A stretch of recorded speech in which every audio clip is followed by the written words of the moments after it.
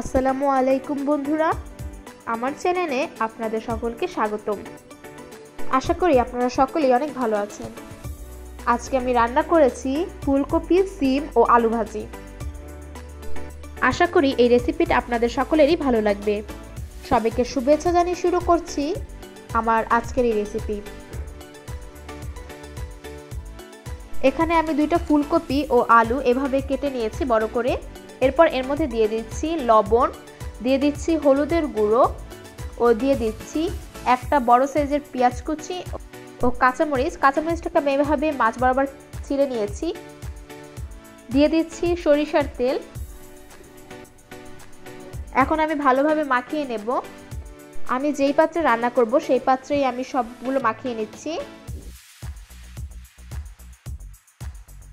মাখানো হয়ে গেছে। এখন আমি চুলায় বসিয়ে দিয়েছি এবং এর মধ্যে দিয়ে দিচ্ছি একটু পানি ফুলকপিগুলোকে সেদ্ধ হওয়ার জন্য। কিছুক্ষণ পর এলাম, ফুলকপিটা প্রায় ঢলে গেছে। 3 থেকে 4 মিনিট পর পর সেভাবে নেড়ে চেড়ে দিতে হবে। এর মধ্যে যে পানিটা আছে সেটা পুরোপুরি শুকিয়ে ফেলতে হবে। এখন আবার একটু ঢেকে দিচ্ছি সেদ্ধ হওয়ার জন্য। কিছুক্ষণ পর এলাম। এখন আমি এর মধ্যে দিয়ে দিচ্ছি সিমগুলোকে আমি আগে দিইনি, কারণ সিমগুলো আগে দিলে গলে যেত।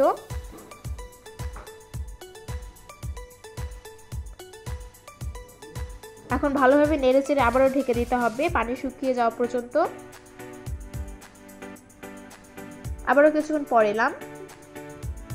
ফুলকপি থেকে পানিটা প্রায় শুকিয়ে গেছে, একটু হালকা পানি আছে।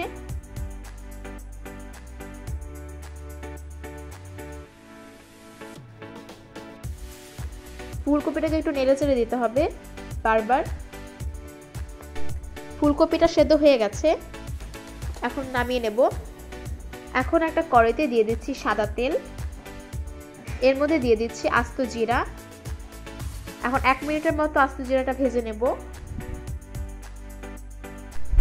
ভাজা হয়ে গেছে। এখন এর মধ্যে দিয়ে দিচ্ছি পেঁয়াজ কুচি ও রসুন কুচি।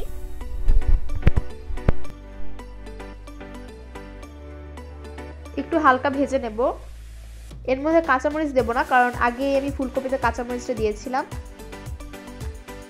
পেঁয়াজটা হালকা করে ভাজা হয়ে গেছে। এখন এর মধ্যে দিয়ে দেব সেদ্ধ করে রাখা ফুলকপিগুলো।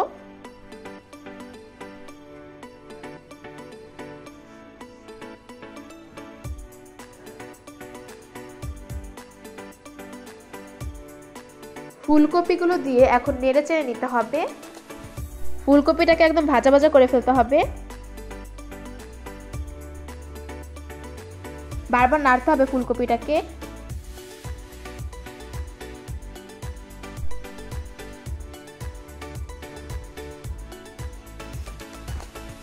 ফুলকপিটা রান্না হয়ে গেছে। এখন এর উপর দিয়ে দিচ্ছি ধনিয়ার পাতা।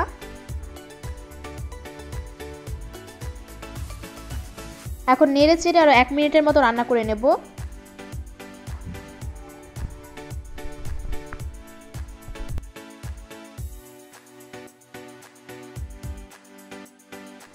বন্ধুরা, হয়ে গেছে আমার আজকের রেসিপি ফুলকপি, সিম ও আলু ভাজি।